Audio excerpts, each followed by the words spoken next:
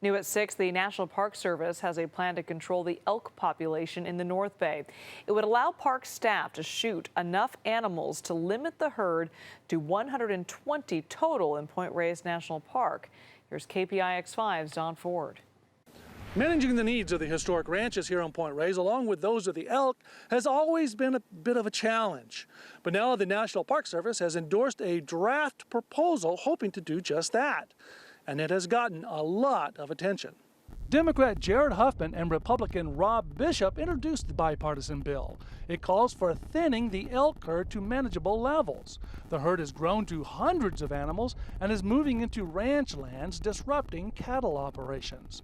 The Center for Biological Diversity says no to reducing the elk herd. They've limited to 120 adults, and so if the number goes above that, the Park Service plans to shoot those elk. Bob McClure's family has ranched here for a long time. This year is the 130th year that my family's been in business on the Point Reyes Peninsula. He says the elk issue is not new, but is always a sensitive topic. McClure says ranchers only use 30% of the park.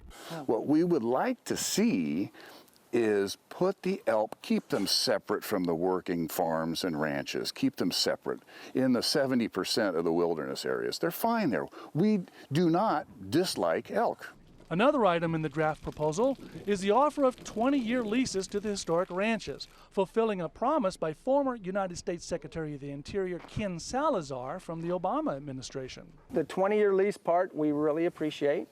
We feel very fortunate to have that available to us. There is still a 45-day public comment period before the bill moves on, and everyone I spoke to today says they will be speaking up. In Point Reyes, Don Ford, KPIX 5.